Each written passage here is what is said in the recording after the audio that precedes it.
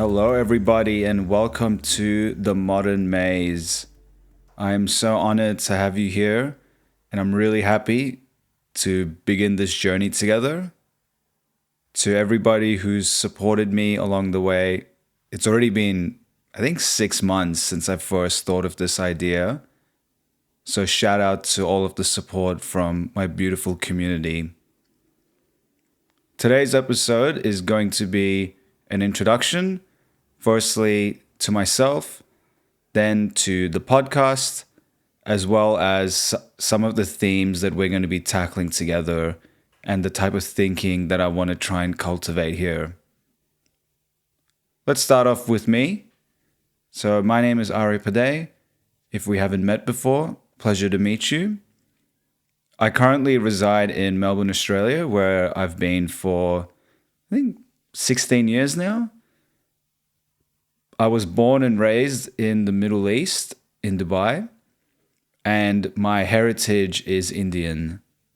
Never lived in India, done a bit of travel there, but some future travel planned there actually, which is exciting. I have worked in the finance industry my whole professional career, and I studied a Bachelor of Commerce, majoring in marketing and finance as my undergrad. During the extensive lockdowns here in Melbourne, I had a real moment to pause and reflect. Something that I began questioning and thinking to myself about was, what does my future look like? What do I want to be contributing to the world? And what interests me and what sets my soul on fire? When I thought about it deeply, something had resurfaced, a memory in particular. I would have been around 6 or 7, and I distinctly remember my mum asking me, "Aria, what do you want to be when you grow up?" I replied, "An environmental lawyer." She looked at me, a bit puzzled, I think. She asked me, "Why an environmental lawyer?" And my response was, "So I can put the bad guys in jail." A very sweet sentiment. But I think I always had this sense of stewardship of the planet and felt responsible for what was going on. However, life swept me up and I've been on my own journey and it kind of got buried. Not that I'm ungrateful for anything in my life. I'm perfectly content and grateful for how things have gone so far. Australian nature was actually one of the biggest reasons why my family moved here. And my personal connection to nature has only increased throughout the years. And so when I was doing this reflecting, that's really what came to me was, oh, fuck, you actually really care about the earth, but life has swept you one way, so maybe it's time to honor that. These thoughts were swirling in my mind, and I believe I did some research about courses or some studies that I could do. In between the lockdowns, I had gone for a hit of tennis with a close friend, and we went out for dinner afterwards. And we began talking about our careers, our lives, what do we want to do in the future. It was one of those conversations that when I look back at it now, I realized that it was such a turning point in my life. I couldn't even tell you exactly what we talked about during dinner or where the conversation went. All that I really remember was that I walked out of that conversation and I knew that this is the path that I need to pursue. I think the next day or a couple of days later, I enrolled into a course. It was a graduate certificate in environments, essentially a slice of a master's. So 4 subjects. If I wanted to continue my master's, I could, but I could walk away with a certificate after 4 subjects. That interested me because I saw it as an opportunity to get my foot into the door of the industry while also learning some of the most fundamental concepts. The idea that really captured my attention and all of my spare thinking time was the notion of endless economic growth. And if that leads itself or leads us to really building the world that we want and need to. This idea came into my attention when a friend recommended a book for me. He said, "This book, Donut Economics, I think you'd really enjoy it." I looked it up, seemed interesting, and I read it, and yeah, it was pretty life-changing for me. We're going to actually be discussing this book in our next episode, so I'm not going to talk about it too much. The main concept, which is the donut, essentially a framework for measuring how are we meeting societal needs within the ecological limits of the planet. That donut concept, as I was reading it, that same week at my uni, we talked about the donut. So it was a real moment of, oh, wow, my personal interests are aligning with what I'm studying, what I want to do with my career. And it was a full circle moment for me. While we're going to be summarizing this book in the next episode, I would highly recommend you to check it out or have a read if that sounds interesting to you at all. But if not, don't worry, I'm going to be summarizing it. So with these thoughts in my mind, I wrote a research paper about if having a goal of endless GDP growth, endless economic growth, is sustainable, and if we can truly achieve sustainability, having that as a goal. And what I found was no, it's actually contradictory to a lot of sustainability outcomes, because economic growth right now is so tied to resource and material use, which degrades our planet and has a lot of social issues attached to that as well. So following my last class, so this was during my last unit at uni, this concept is the one that really stuck with me. And it was the one that I was thinking about every day. I thought to myself, how could we truly change the world if we had this goal? And that was the first idea for this podcast. It was going to be all about endless economic growth. The name that I was workshopping was Transcending Growth. While my initial belief was that we need to change the goal of never-ending economic growth to create an ecologically safe and socially just planet, I began to ask myself if that's all that's needed. I had a few really good conversations with friends and a lot of reflection, some profound experiences, and I began asking myself, do we actually need a transformation in human consciousness to truly address ecological and social crises?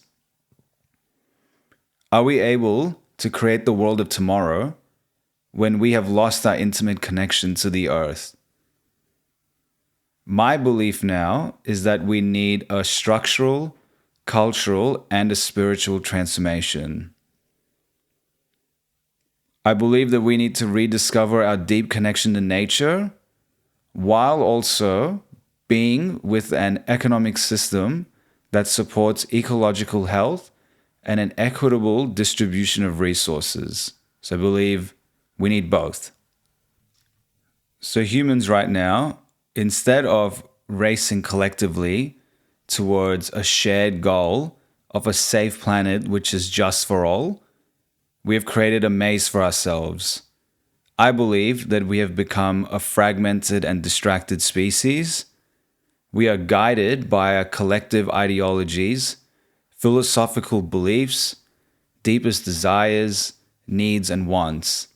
We create barriers, illusions, and dead ends for ourselves, forever searching for our utopia. Those were the thoughts that I had when the maze came to my mind, and the modern maze was born then. So why do we need a change?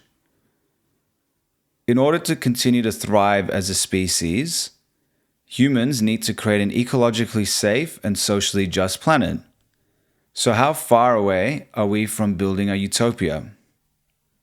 One way of analyzing this is to look at the progress of the 2030 Agenda for Sustainable Development, which is a shared vision adopted by all UN states in 2015.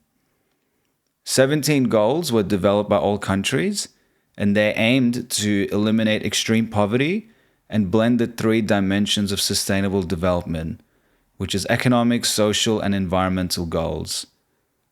While these goals are not perfect, they still paint a picture of the state of the human species and the planet. In 2023, we reached the halfway point in the agenda. We are far away from our targets. We face numerous crises such as conflict, climate change, displacement crises, economic challenges.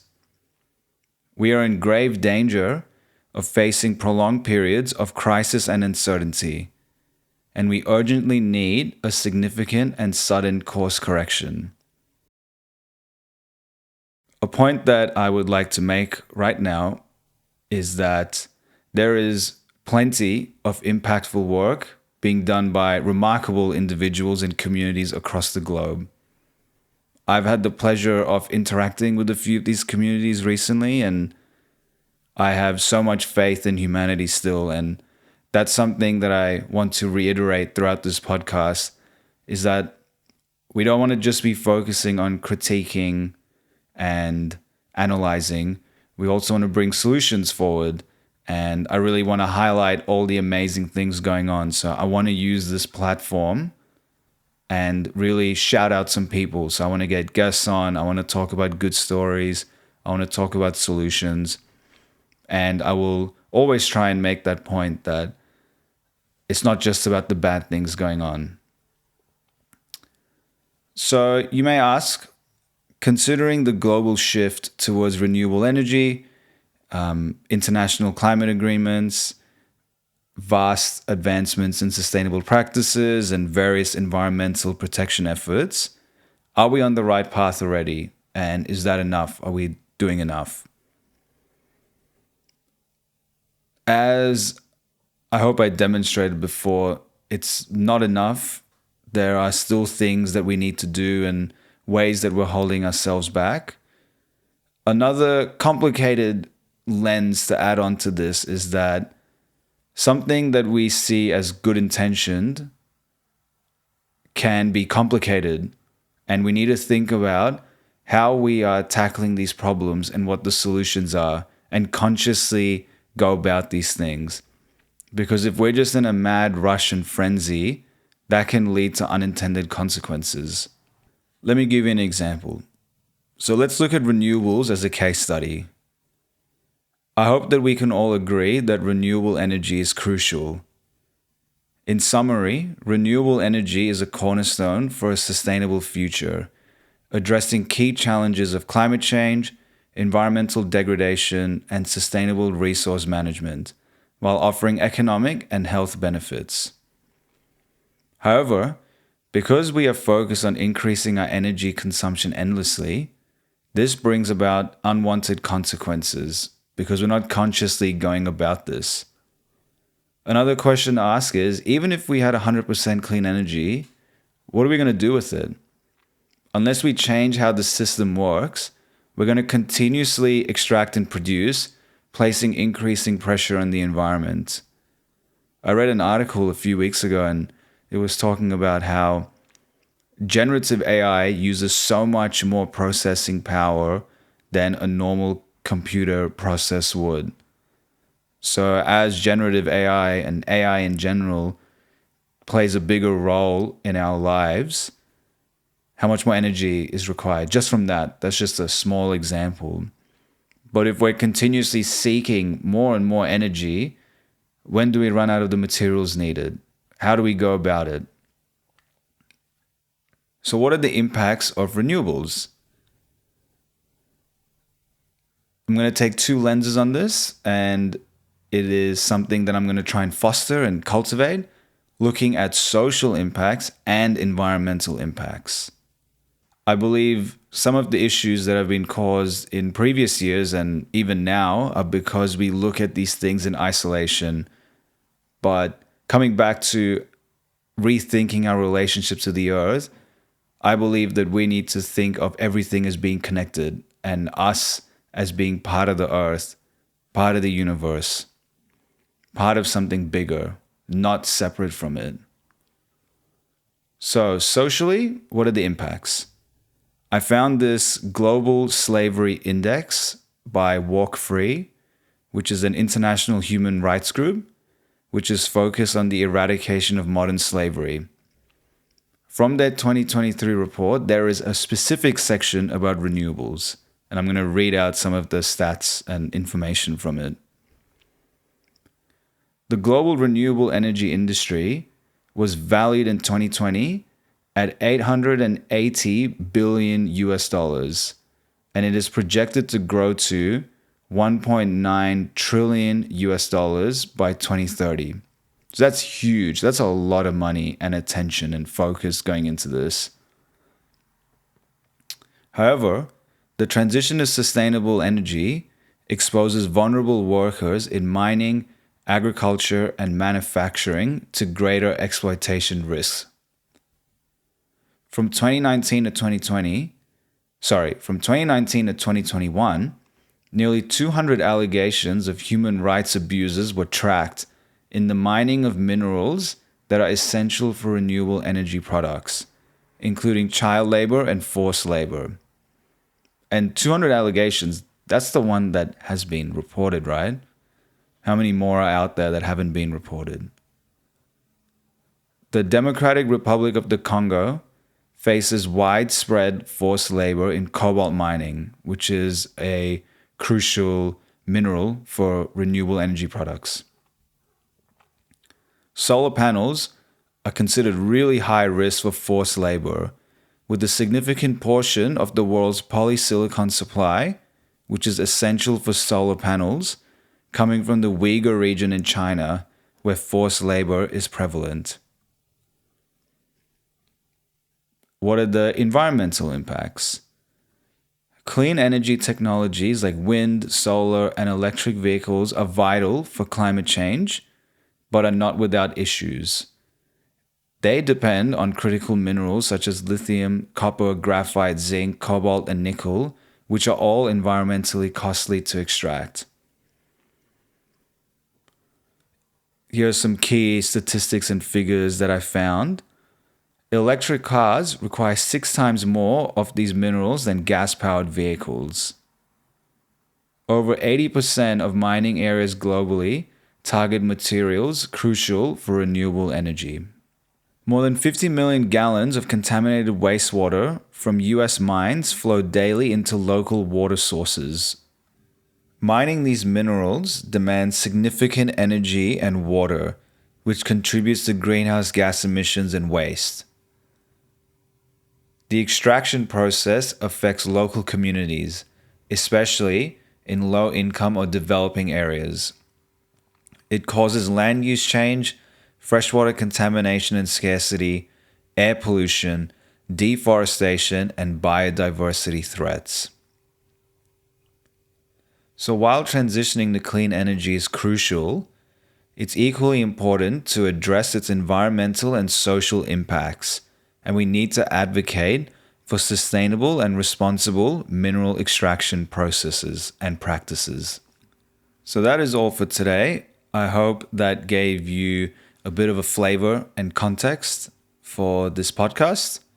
Again, really grateful that you're here. Super happy to begin this journey together. Our next episode is going to be talking about the book that started it all for me, Donut Economics. And then the next episode from that will be the beginning of capitalism. So I'm going to release this episode and the following 2 episodes all at once. So please feel free to listen to them at your own leisure, of course. Also, check us out on Instagram at The Modern Maze, just one word, no capitals. I'm going to release a accompanying Instagram post with each episode that talks about the key concepts, and I'm going to look for ways to engage the community and get feedback. Would love your feedback. Any topics you'd like to see.